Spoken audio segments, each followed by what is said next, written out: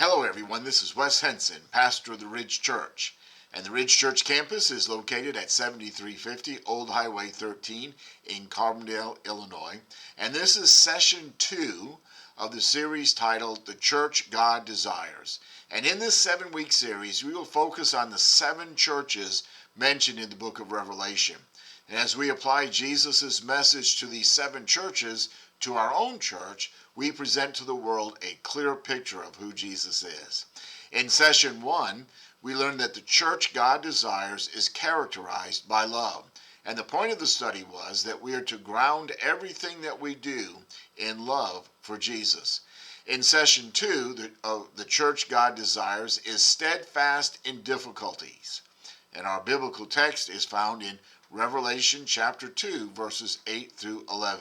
We can stand strong in the face of fearful situations because we are rich in God's grace. Let's take a look at that right now. A little bit of a background and context of our passage today. The book of Revelation was written by John, who was exiled on the island of Patmos in the Aegean Sea about AD 95. The island of Patmos was off the coast of the Roman province of Asia Minor, which is modern-day Turkey. And so while languishing there one Lord's Day, John had a vision of the resurrected Jesus in his divine majesty. And Jesus instructed John to record the visions that he was going to see. John did as he was told, and he composed what became the book of Revelation. Okay, let's get started. Revelation chapter 2, verses 8 through 9. Verse 8 reads, "Write to the angel of the church in Smyrna." So the angel here is the pastor of the church. And the message is, "I know your affliction and poverty, but you are rich." And so the truth here is that we are rich in spiritual blessings because of Jesus. Now Jesus himself is speaking to the church. And in times of difficulty, it's good to know that God has not forgotten us. Jesus said in verse 9, he said, "I know your affliction and poverty." The church at Smyrna was a poor church with very few resources. They were persecuted by both the Romans and the Jews for their beliefs. And still, Jesus described them using one word in verse 9, rich. Their lack of material and financial wealth did not completely define them. Their spiritual blessings in Jesus, however, did. Okay, let's look on to verse 10.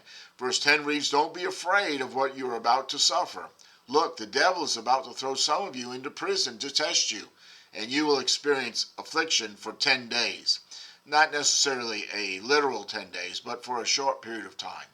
He goes on to write, "Be faithful to the point of death, and I will give you the crown of life." The truth here is that we need not fear adversity.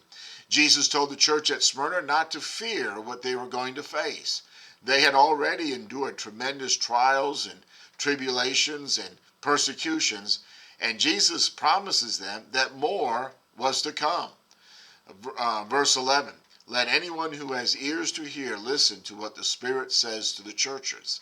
The one who conquers will never be harmed by the second death." The truth here is that we do not need to fear death.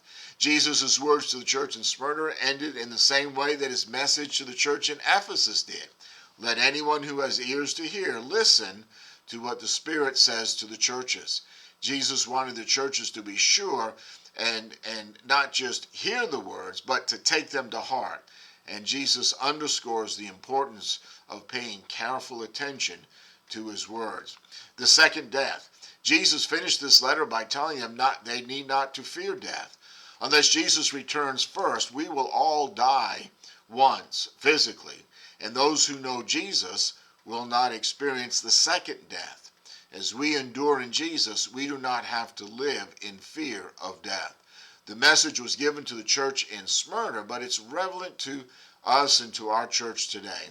And the message is this: stay strong, stay faithful, and the victory will be ours in the end. Okay, 3 quick applications. Number 1 is, if you haven't yet, trust Jesus. Turn from your sin and trust him to save you.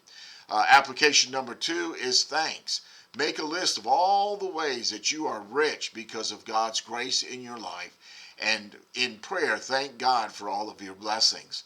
And then application number 3 is encourage. If you know someone who is struggling in their walk with Jesus, encourage them to endure and stand strong in Jesus. Okay, let's wrap this up.